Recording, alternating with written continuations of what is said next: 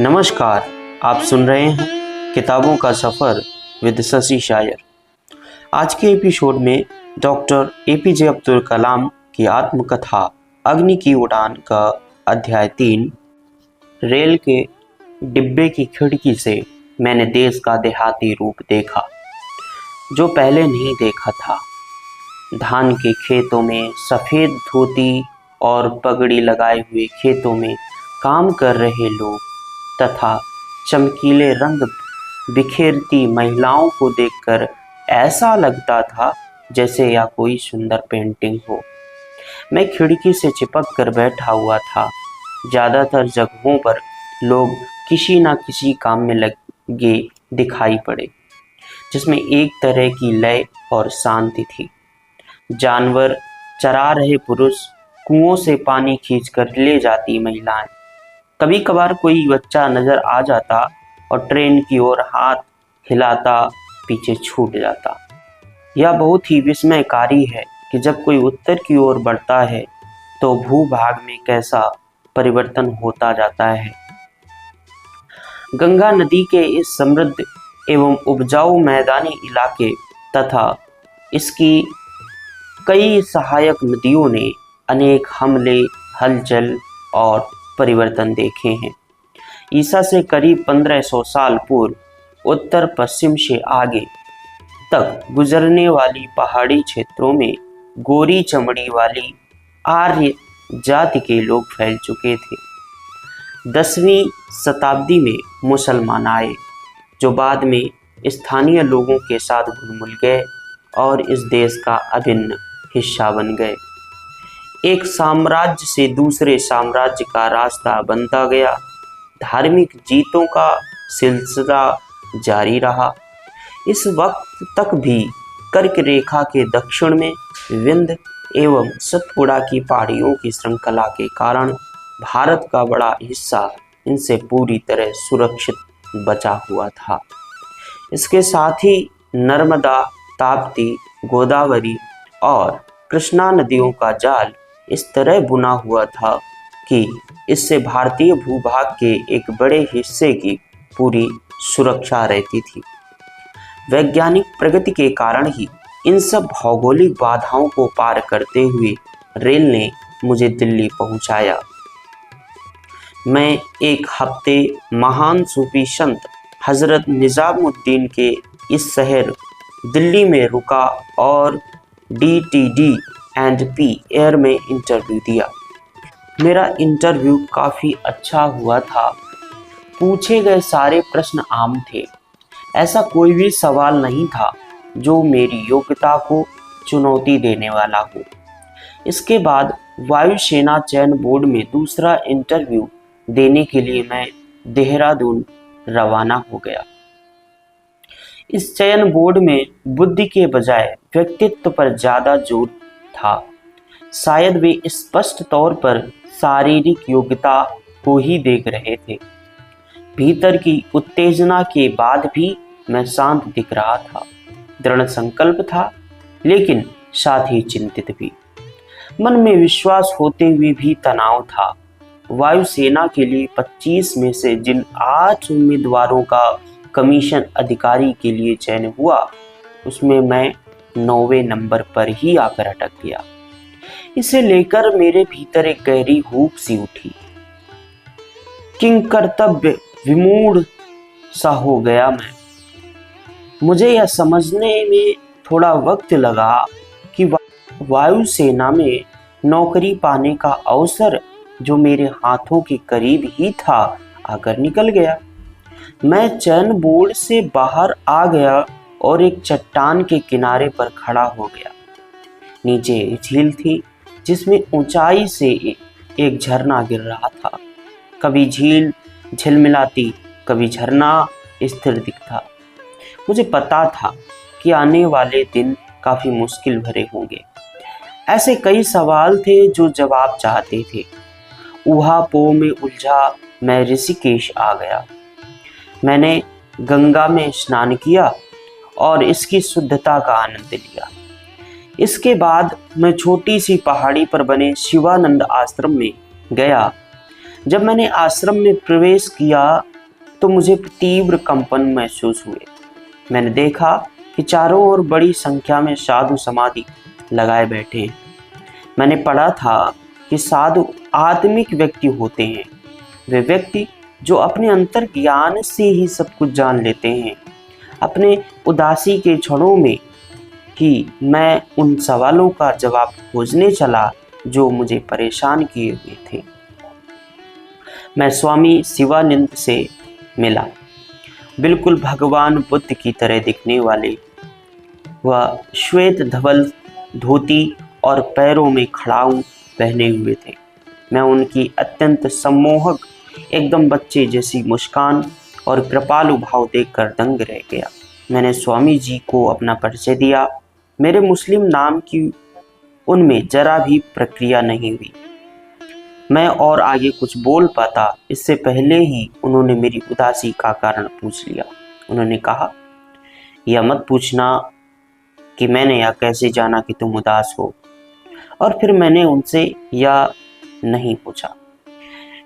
मैंने उन्हें भारतीय वायुसेना में अपने नहीं चुने जा पाने की असफलताओं के बारे में बताया। उन्होंने मुस्कुराते हुए मेरी सारी चिंताएं दूर कर दी और धीमे तथा गहरे स्वर में कहा, इच्छा जो तुम्हारे हृदय और अंतरात्मा से उत्पन्न होती हो, जो शुद्ध और मन से की गई हो, एक विस्मित कर देने वाली विद्युत चुंबकीय ऊर्जा के लिए होती है। यही ऊर्जा हर रात को जब मस्तिष्क सुसुप्त अवस्था में होता है आकाश में चली जाती है। हर सुबह यह ऊर्जा ब्रह्मांडी चेतना लिए वापस शरीर में प्रवेश करती है। जिसकी परिकल्पना की गई है वह निश्चित रूप से प्रकट होता नजर आएगा। नौजवान, तुम इस तथ्य पर ठीक उसी तरह अनंत काल तक भरोसा कर सकते हो जैसे तुम सूर्योदय के अकाट्य सत्य पर भरोसा करते हो। जब से चाहेगा गुरु हाजिर होगा। कितना सच है यह। यहाँ गुरु अपने शिष्य को रास्ता दिखाता है जो अपने रास्ते से थोड़ा भटक गया है। अपनी नियत को स्वीकार करो और जाकर अपना जीवन अच्छा बनाओ। नियत को मंजूर नहीं था कि तुम वायुसेना के पायलट बनो। नियत तुम्हें जो बनाना चाहती है उसके बारे में अभी कोई नहीं बता सकता, लेकिन नियति यह पहले ही तय कर चुकी है। अपनी इस असफलता को भूल जाओ जैसे कि नियत को तुम्हें यहाँ लाना ही था। असमंजस से निकल अपने अस्तित्व के लिए सही उद्देश्य की तलाश करो। अपने को ईश्वर की इच्छा पर छोड़ दो, स्वामी जी ने कहा। मैं दिल्ली लौट आया और DTD&P एयर जाकर अपने इंटरव्यू के नतीजे के बारे में पता लगाया। जवाब में मुझे नियुक्ति पत्र दे दिया गया। अगले ही दिन मैंने 250 रुपए के मूल वेतन पर वरिष्ठ वैज्ञानिक सहायक के पद पर काम संभाल लिया। मैंने सोचा अगर यही मेरी नियत है तो इसे होने दिया जाए। आखिरकार अब मुझे काफ़ी मानसिक शांति थी। वायुसेना में चयन नहीं हो पाने का दुख मैंने भुला दिया था। ये सन 1958 की बातें हैं। निदेशालय में मुझे तकनीकी केंद्र उड्डयन में लगाया गया। अगर मैं हवाई जहाज उड़ा नहीं रहा था तो कम से कम उन्हें उड़ान के लायक बनाने में तो मदद कर ही रहा था, ऐसा मैं सोचा करता। निदेशालय में मेरी नौकरी के पहले साल के दौरान मैंने ऑफिसर इंचार्ज वरदराजन की मदद से एक पराधुनिक लक्ष्यभेदी विमान का डिजाइन करने में सफलता हासिल कर ली। निदेशक D नीलकंठन ने इसकी काफी तारीफ की। विमानों के रख रखाव का अनुभव हासिल करने के लिए मुझे aircraft and armament testing unit विमान एवं हथियार प्रशिक्षण इकाई A&ATU कानपुर भेजा गया। उस समय वहां के MK-1 विमान के परीक्षण का काम चल रहा था। इसकी कार्य प्रणालियों के मूल्यांकन को पूरा करने के काम में मैंने भी हिस्सा लिया। उन दिनों में भी कानपुर एक बड़ी आबादी वाला शहर था। किसी औद्योगिक शहर में रहने का मेरा यह पहला अनुभव था। ठंडा मौसम, भीड़, शोर शराबा और धुआं, यहाँ यह सब एकदम रामेश्वरम के माहौल से ठीक विपरीत था। यहाँ मुझे विशेष दिक्कत आलू को लेकर भी थी, क्योंकि सुबह नाश्ते से लेकर रात के खाने तक हर खाने में यह होता था। अपनी मिट्टी की गंध और परिवार का संरक्षण छोड़कर यहाँ की फैक्ट्रियों में रोजगार की तलाश में गांवों से लोग आते थे। मुझे इन भटकते लोगों को देखकर बड़ा दुख होता। मेरे दिल्ली लौटने पर मुझे बताया गया कि DTD&P एयर ने डार्ट लक्ष्य के डिजाइन का काम अपने हाथ में लिया और मुझे इस डिजाइन टीम में शामिल किया गया है। तब मैंने इस डिजाइन का प्रारंभिक अध्ययन किया और बाद में इसका डिजाइन भी तैयार किया तथा ऊर्ध्वाधर उड़ान भरने और विमान उतारने के प्लेटफॉर्म को भी विकसित किया। मैं हॉट कॉकपिट के विकास एवं निर्माण के काम से भी जुड़ा था। 3 साल गुजरे थे तब बंगलौर में वैमानिकी विकास प्रतिष्ठान ADE की स्थापना की गई और मुझे इस नए प्रतिष्ठान में भेज दिया गया। बंगलौर शहर कानपुर के मुकाबले ठीक उल्टा था। दरअसल मेरा मानना है कि हमारे देश ने लोगों को बड़ा अतिवादी बना दिया है। मैं मानता हूँ कि यह इसलिए है क्योंकि कई शताब्दियों तक विदेशी आक्रमणों के चलते इस देश में उजड़ने बसने का लगभग अंतहीन सिलसिला चलता रहा और इसने हमारी एक साथ रहने की क्षमता को नष्ट कर दिया। बजाय विद्रोही हो जाने के हमने अपने भीतर जहाँ सहृदयता एवं दयालु बनने की असाधारण क्षमता विकसित कर ली, वहीं हम कहीं भीतर क्रूर, संवेदनहीन और निर्दयी भी हो गए। साधारण दृष्टि से तो हम सजीव नजर आते हैं, परंतु यही दृष्टि आलोचनात्मक हो तो हम विलक्षण हो जाते हैं। कानपुर में मैंने लोगों को पान चबाने में वाजिद अली शाह की नकल करते देखा और बंगलौर में अंग्रेज साहबों की तरह लोगों को कुत्ते घुमाते पाया। यहाँ भी मैं रामेश्वरम जैसी शांति एवं निस्तब्धता के लिए तरस गया। भारतीयों में मन और मस्तिष्क के बीच जो संबंध है, उसको भी हमारे शहरों की खंड खंड होती संवेदनशीलता ने खत्म सा कर दिया है। मैं अपनी शामें बंगलौर के बगीचों एवं व्यावसायिक परिसरों में टहल कर बिताता। पहले वर्ष में ADE में काम का दबाव बहुत ही कम था। दरअसल सबसे पहले खुद मुझे ही अपने लिए काम तैयार करना था, तभी धीरे धीरे माहौल तैयार हो पाता। शुरुआती अध्ययन के अनुभव के आधार पर एक टीम बनाई जिसे ग्राउंड इक्विपमेंट मशीन जैम के रूप में विदेशी हावरक्राफ्ट मंडराने वाले वाहन का डिजाइन तैयार करना और विकास करना था। यह टीम एक छोटे कार्यदल के रूप में थी। वैज्ञानिक सहायता के स्तर पर इसमें 4 लोग शामिल थे। ADE के निदेशक डॉक्टर OP मोदीरत्ता ने मुझसे इस टीम का नेतृत्व करने को कहा। उड़ान में इंजीनियरिंग मॉडल शुरू करने के लिए हमें 3 साल का वक्त दिया गया। यह परियोजना हमारी सामूहिक क्षमताओं की तुलना में हर तरह से बड़ी थी। इसमें से किसी को भी मशीन और वो भी विमान तैयार करने का अनुभव नहीं था। ना ही कोई डिजाइन या कल पुर्जे उपलब्ध थे जिनकी मदद से इसे शुरू कर पाते। यह हम सबको पता चल गया था कि हम ऐसी उड़ती मशीन का निर्माण सफलतापूर्वक कर सकते हैं। हावरक्राफ्ट्स के बारे में जितना कुछ पढ़ने को मिल सकता था हमने जुटाने की कोशिश की, लेकिन बहुत ज़्यादा उपलब्धि नहीं रही। इस क्षेत्र में कार्यरत लोगों से विचार विमर्श किया, लेकिन कुछ भी हाथ नहीं लगा। एक दिन मैंने सीमित जानकारियों और उपलब्ध संसाधनों से ही काम शुरू करने का फैसला कर डाला।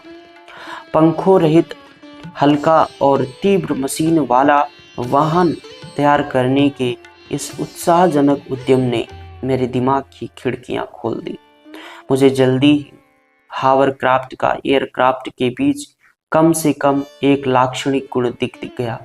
आखिरकार राइट बंधुओं को भी पहला हवाई जहाज तैयार करने में 7 साल लग गए थे। मैंने पाया कि जैम परियोजना के विकास के लिए काफ़ी अच्छे अवसर हैं। ड्राइंग बोर्ड पर कुछ महीने काम करने के बाद हम लोग सीधे हार्डवेयर विकसित करने में जुट गए। एक खतरा हमेशा यह बना रहता था कि मेरे जैसे ग्रामीण, छोटे कस्बे वाली, मध्यम वर्गीय, जिसके माता पिता की थोड़ी ही शिक्षा हुई हो, पृष्ठभूमि वाले को कहीं किनारे तो नहीं कर दिया जाएगा।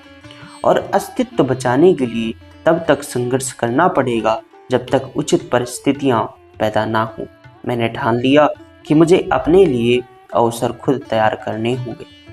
हिस्सा दर हिस्सा, चरण दर चरण तथा सुनियोजित तरीके से काम शुरू होने लगा। इस परियोजना पर काम करते हुए मैंने यह जाना कि अगर एक बार आपके मस्तिष्क में कोई नया विचार आ गया तो यह अपने मूल स्वरूप में कभी वापस नहीं लौटता। उन दिनों वी.के. कृष्ण मेनन रक्षा मंत्री हुआ करते थे। वे हमारी इस परियोजना की प्रगति के बारे में जानने के बड़े इच्छुक रहते। इस परियोजना को वह भारत के रक्षा उपकरणों के स्वदेशी विकास की शुरुआत के रूप में देखते थे। जब भी वे बंगलौर में होते, हमारी इस परियोजना की समीक्षा करने के लिए थोड़ा वक्त हमेशा निकालते थे। हमारी योग्यता में उनका विश्वास हमारे उत्साह को और बढ़ा देता था। मैं सभी बाहरी मुश्किलों को भूल अपनी कार्यशाला में उसी तरह जाया करता था जिस तरह मेरे पिताजी बाहर जूते उतार मस्जिद में नमाज पढ़ने जाते थे। लेकिन जैम परियोजना के बारे में कृष्ण मेनन जैसी राय हर किसी की नहीं बनी। उपलब्ध उपकरणों एवं कलपुर्जों से हम जो प्रयोग कर रहे थे उससे मेरे वरिष्ठ सहयोगी पूरी तरह खुश नहीं थे। कई तो हमें सनकी आविष्कारों का एक समूह कहते थे जो असंभव सपने को पूरा करने में लगा था। इस टीम का मुखिया होने की वजह से मुझे ही निशाना बनाया जाता था। कुछ लोग दूसरी तरह का सम्मान भी देते थे, परंतु ये लोग कहा करते थे कि एक ऐसा देहाती जो हवा में उड़ने के बाद हवा को अपनी जमींदारी जैसा समझता है। ADE के कुछ वरिष्ठ वैज्ञानिक मेरे विरुद्ध जो टिप्पणियां करते थे उनसे मुझे सन 1896 में राइट बंधुओं पर लिखी जॉन ट्राविस की कविता याद आ जाती। बांस और सुतली से, मोम से, हथौड़े से, कुंदों से, पेचों से जोड़कर जुगाड़ कर, चमगादड़ से प्रेरित दो भाई दीवाने झोंक रहे कोयला, फूंक रहे धौकनी, बना रहे देखो तो लकड़ी की एक परी। जब यह परियोजना 1 साल पुरानी हो चली थी, रक्षा मंत्री कृष्ण मेनन ADE के दौरे पर आए। मैं उन्हें अपनी कार्यशाला में ले गया। अंदर एक टेबल पर जैम मॉडल अलग अलग हिस्सों में रखा हुआ था। यह मॉडल युद्ध क्षेत्र में प्रयोग में लाए जाने वाले व्यवहारिक हावरक्राफ्ट के विकास के लिए 1 साल के अथक प्रयास को दर्शा रहा था। कृष्ण मेनन ने आश्वस्त होने के लिए कि अगले वर्ष यह परीक्षण उड़ान में शामिल कर लिया जाएगा, मुझसे एक के बाद एक कई सवाल पूछे। उन्होंने डॉक्टर मोदी रत्ता से कहा, कलाम की इस जुगत से जैम की परीक्षण उड़ान संभव है। भगवान शिव के वाहन प्रतीक रूप में हावरक्राफ्ट को नंदी नाम दिया गया। इस मॉडल को संपूर्ण आकार एवं रंग रूप दिया जाना हमारी उम्मीदों से परे था। हमारे पास इसका केवल ढांचा ही था। मैंने अपने साथियों से कहा, यह उड़ने वाली मशीन है, सनकियों के समूह द्वारा बनाई गई नहीं, बल्कि इंजीनियरों की योग्यता से तैयार मॉडल। इसकी तरफ मत देखिए, यह देखने के लिए नहीं बना है, बल्कि इसके साथ उड़िए। रक्षा मंत्री कृष्ण मेनन ने अपने साथ आए अधिकारियों द्वारा व्यक्त की गई सुरक्षा संबंधी चिंताओं को नजरअंदाज करते हुए नंदी में उड़ान भरी। मंत्री के साथ आए एक ग्रुप कैप्टन ने, जिसे कई हजार घंटे की उड़ान का अनुभव था, मेरे जैसे अनुभवहीन एवं नागरिक पायलट से मंत्री महोदय को सुरक्षित रखने के लिए खुद विमान उड़ाने का प्रस्ताव रखा और मुझे हावरक्राफ्ट से बाहर आ जाने का संकेत दिया। जिस मॉडल को मैंने बनाया था उसे उड़ाने में मुझे कोई शंका नहीं थी और तब मैंने नहीं का इशारा करते हुए सिर हिला दिया। इस तरह संकेतों में मेरे और उस ग्रुप कैप्टन के संवाद को देखते हुए कृष्ण मेनन ने हंसकर उस ग्रुप कैप्टन के सुझाव को नकार दिया और मुझे उड़ान भरने का संकेत दे दिया। वे बहुत खुश थे। तुमने दिखा दिया कि हावरक्राफ्ट के विकास में जो बुनियादी समस्याएं थी उन्हें दूर कर लिया गया। इससे भी शक्तिशाली वाहन तैयार करो और मुझे दूसरी बार की सवारी के लिए बुलाओ, कृष्ण मेनन ने मुझसे कहा। ग्रुप कैप्टन गोले, जो कालांतर में एयर मार्शल तक बने, बाद में मेरे बहुत अच्छे दोस्त बन गए। हमने इस परियोजना को समय के भीतर पूरा कर लिया था। हमारे पास अब 550 किलोग्राम वजन और 40 मिमी वायुदाब पर उड़ सकने वाला हावरक्राफ्ट था। डॉक्टर मोदी रत्ता हमारी इस उपलब्धि से काफी प्रसन्न थे, लेकिन तभी कृष्ण मेनन रक्षा मंत्रालय से हट गए और दूसरी बार आने का उनका वायदा पूरा नहीं हो पाया। बदली हुई व्यवस्था में स्वदेशी हावरक्राफ्ट को सेना में इस्तेमाल करने के सपने को साकार बनाने में कईयों को संगति नजर नहीं आई। वास्तव में आज भी हम हावरक्राफ्टों का आयात करते हैं। फिर यह परियोजना विवादों में फंस गई और अंत में इसे ताक पर रख दिया गया। मेरे लिए यह एक नया अनुभव था। अभी तक मैं सिर्फ आकाश को ही अपनी उड़ान की सीमा समझता था, लेकिन अब लगा था कि सीमाएं तो और भी करीब हैं। कुछ मर्यादाएं हैं जो जीवन को चलाती हैं। तुम सिर्फ इतना ही भार उठा सकते हो जितना भी चाहो। तुम सिर्फ इतना ही सीख सकते हो। तुम सिर्फ एक हद तक कठोर परिश्रम कर सकते हो। तुम सिर्फ एक दूरी तक आगे जा सकते हो। मैं इस वास्तविकता का सामना करने का इच्छुक नहीं था। मेरा दिल और आत्मा तो नंदी में बसी हुई थी। अब इसका कोई उपाय नहीं होना था। यह मेरे अंतर्मन को पूर्णतः अस्वीकार था। मैं निराश हो चुका था और मेरे भ्रम टूट चुके थे।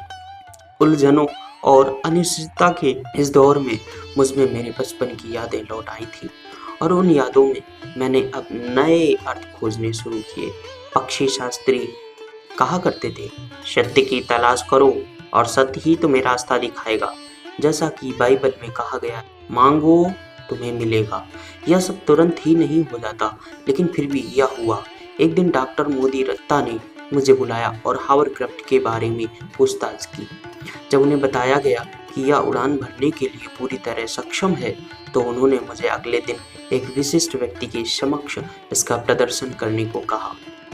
अगले हफ्ते के दौरान हमारे वर्कशॉप में किसी भी वीआईपी के आने का कार्यक्रम नहीं था, तो भी मैंने अपने साथियों को डॉक्टर मोदी रत्ता का यह निर्देश बता दिया और हमें एक नई आशा का संचार हुआ। अगले दिन डॉक्टर मोदी रत्ता उस विशिष्ट अतिथि को हमारा तैयार किया हुआ हावरक्राफ्ट दिखाने लाए। एक लंबा, खूबसूरत और दाढ़ी वाला व्यक्ति। उस शख्स ने मुझसे कई सवाल किए। मैं उनकी साफ सोच एवं विषय निष्ठता से बहुत प्रभावित हुआ। क्या आप मुझे इसमें सवारी करा सकते हैं? उन्होंने मुझसे पूछा। उनके इस अनुरोध से मेरी खुशी का ठिकाना नहीं रहा। आखिरकार किसी ने तो यहाँ आकर मेरे काम में दिलचस्पी दिखाई। इस हावरक्राफ्ट में हमने करीब 10 मिनट तक हवा पर सवारी की। हालांकि नंदी जमीन से कुछ ही सेंटीमीटर ऊपर था। दरअसल यह उड़ान नहीं थी, बल्कि हम हवा में तैर रहे थे। नंदी आरूढ़ इस अतिथि ने मुझसे मेरे बारे में कुछ सवाल पूछे तथा सवारी कराने के लिए धन्यवाद दिया और रवाना हो गए। खुद पहले अपना परिचय नहीं देने वाले ये विशिष्ट अतिथि कोई और नहीं बल्कि Tata institute of fundamental research TIFR के निदेशक प्रोफेसर MGK मेनन थे। एक हफ्ते बाद मुझे Indian committee for space research की ओर से साक्षात्कार के लिए बुलावा आया। यह साक्षात्कार रॉकेट इंजीनियर पद के लिए था। उस समय भारतीय अंतरिक्ष अनुसंधान समिति के बारे में जितना मालूम था वह यह कि भारत में अंतरिक्ष अनुसंधान के लिए TIFR में विलक्षण लोगों की एक संस्था बनाई गई है। मैं साक्षात्कार के लिए मुंबई गया। साक्षात्कार में किस तरह के प्रश्न पूछे जाएंगे इस बारे में मुझे जरा भी जानकारी नहीं थी। कुछ पढ़ने या किसी अनुभवी व्यक्ति से बात करने का जरा भी समय नहीं था। मेरे कानों में लक्ष्मण शास्त्री द्वारा सुनाए श्रीमद् भागवत गीता के अंश गूंज रहे थे। तुम सब भ्रम की संतान, इच्छा और घृणा के छलावों से छली। देखो उन कुछ सत्पुरुषों को पाप से परे, छलावों से छूटे, दृढ़ अपनी प्रतिज्ञा पर अडिग मेरी आस्था में। मुझे याद आया कि विजयी होने के लिए सबसे अच्छा तरीका यह है कि विजयी होने की जरूरत नहीं है। जब आप भ्रमों से मुक्त एवं शांत चित्त होते हैं तभी किसी काम को पूरे बेहतर ढंग से कर पाते हैं। मैंने चीजों, घटनाओं को उसी तरह लेना शुरू कर दिया जैसे वे मेरे जीवन में आई। ना तो प्रोफेसर MGK मेनन बंगलोर दौरे पर हमारे यहाँ आते, ना ही मुझे यहाँ से साक्षात्कार के लिए बुलावा आता। मैंने तय किया कि इसी तरह का नजरिया होना सबसे अच्छा है। मेरा साक्षात्कार डॉक्टर विक्रम साराभाई ने लिया। उनके साथ प्रोफेसर MGK मेनन और परमाणु ऊर्जा आयोग के तत्कालीन उप सचिव श्री सर्राफ भी थे। जैसे ही मैंने कमरे में प्रवेश किया मुझे उत्साहवर्धक और दोस्तानापूर्ण माहौल महसूस हुआ। डॉक्टर साराभाई की जिंदा दिली देखकर मैं दंग रह गया। उनमें कहीं कोई ऐसा अहंकार, अक्खड़पन या अतिरेक का भाव नहीं था जैसा कि प्रायः साक्षात्कार लेने वाले नौजवान उम्मीदवार के सामने प्रदर्शित करते हैं। डॉक्टर साराभाई के प्रश्न मेरी मौजूदा योग्यता या कुशलता की परीक्षा लेने वाले नहीं थे, बल्कि वे उन संभावनाओं की तलाश से संबंधित थे जो मेरे भीतर थी। वे मेरी ओर ऐसे देख रहे थे जैसे किसी व्यापक संदर्भ में मुझे परख रहे हो। मुझे पूरा साक्षात्कार उस सत्य के समान लगा जिसमें मेरे सपने को एक ज्यादा बड़े व्यक्ति के बड़े सपने में समाहित कर दिया है। मुझे 2 दिन में वापस आने को कहा गया, पर फिर अगले दिन शाम को ही मुझे मेरे चयन के बारे में बता दिया गया। मुझे भारतीय अंतरिक्ष अनुसंधान समिति रॉकेट इंजीनियर के पद पर रख लिया गया। मेरे जैसे नौजवान के लिए अपना सपना पूरा करने का यह एक बड़ा मौका था। भारतीय अंतरिक्ष अनुसंधान समिति में मेरा काम TIFR कंप्यूटर केंद्र में कंप्यूटर प्रशिक्षण के रूप में शुरू हुआ। यहाँ का माहौल DTD&P के माहौल से एकदम अलग था। यहाँ किसी को भी अपनी स्थिति को उचित ठहराने की आवश्यकता नहीं थी और ना ही किसी के झगड़े सुलझाने की जरूरत थी। सन 1962 के मध्य में भारतीय अंतरिक्ष अनुसंधान समिति ने केरल में त्रिवेंद्रम, अब तिरुवनंतपुरम के पास थुम्बा गांव में रॉकेट प्रशिक्षण केंद्र स्थापित करने का फैसला किया। भौतिक अनुसंधान प्रयोगशाला अहमदाबाद के डॉक्टर चिटनिस ने ही थुम्बा को इस केंद्र के लिए सबसे उपयुक्त स्थान के रूप में चुना था, क्योंकि यह स्थान पृथ्वी के चुंबकीय अक्ष के सबसे करीब था। भारत में यह रॉकेट प्रौद्योगिकी पर आधुनिक शोध की शुरुआत थी। थुम्बा में रॉकेट प्रक्षेपण केंद्र के लिए जगह रेलवे लाइन और समुद्र तट के बीच चुनी गई।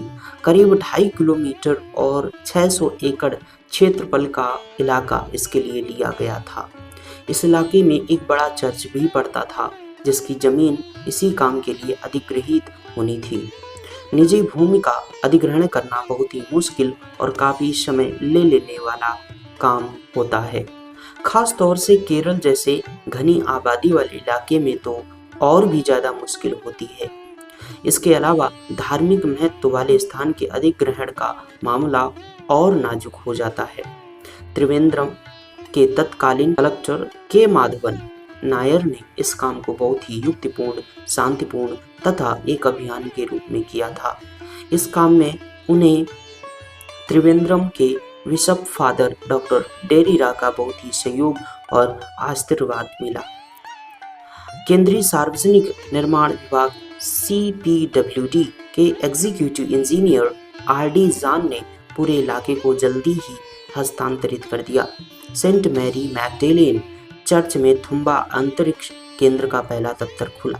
इस चर्च का जो प्रार्थना कक्ष था उसी में मेरी पहली प्रयोगशाला थी।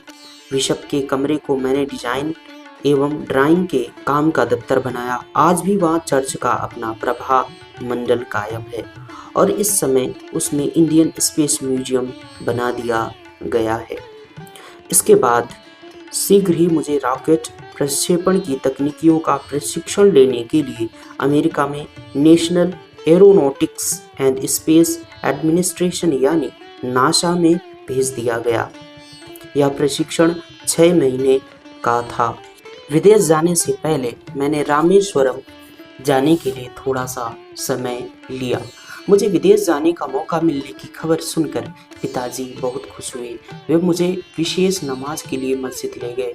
मुझे ईश्वर की उस शक्ति के संचरण का एहसास हुआ जो पिताजी के माध्यम से मेरे भीतर संचरित हो रही थी और वापस ईश्वर तक पहुंच रही थी। प्रार्थना का एक जो मुख्य काम है, जैसा कि मैं मानता हूँ, वह है मनुष्य के भीतर एक नए नए विचार उत्पन्न करना। विचार सचेतावस्था में मौजूद रहते हैं और जब ये विचार उत्सर्जित होते हैं, निकलते हैं, तो वास्तविकता जन्म लेती है तथा निष्कर्ष सफल घटनाओं के रूप में सामने आते हैं। ईश्वर हमारे रचयिता ने हमारे मस्तिष्क के भीतर अपार ऊर्जा एवं योग्यता दी है। प्रार्थना हमें इन शक्तियों को प्रयोग में लाने में मदद करती है। अहमद जलालुद्दीन और शमसुद्दीन मुझे बम्बई हवाई अड्डे पर विदा करने आए थे। बम्बई जैसे शहर का उनके लिए यह ठीक उसी तरह का पहला अनुभव था जैसा न्यूयॉर्क जैसा महानगर मेरे लिए पहला अनुभव था। जलालुद्दीन और शमसुद्दीन आत्मनिर्भर, सकारात्मक एवं आशावादी व्यक्ति थे जिन्होंने परिस्थितियों को भी बदल डालकर अपने काम में सफलता हासिल की थी। यही दोनों लोग थे जिनके साथ रहकर मैं अपने मस्तिष्क को सृजनात्मक बना पाया था। मैं अपनी भावनाओं को नहीं रोक पाया और मेरी आंखें जब दबा उठी तब जलालुद्दीन ने कहा, आज़ाद, हमने तुम्हें हमेशा प्यार किया है और यही स्नेह तुम्हारे भीतर भी है। हमें तुम पर हमेशा गर्व रहेगा। मेरी क्षमताओं को लेकर उनके भीतर जो श्रद्धा थी उसे देखकर मेरी आंखों से अश्रुधारा बह निकली। तीसरा अध्याय समाप्त हुआ। धन्यवाद।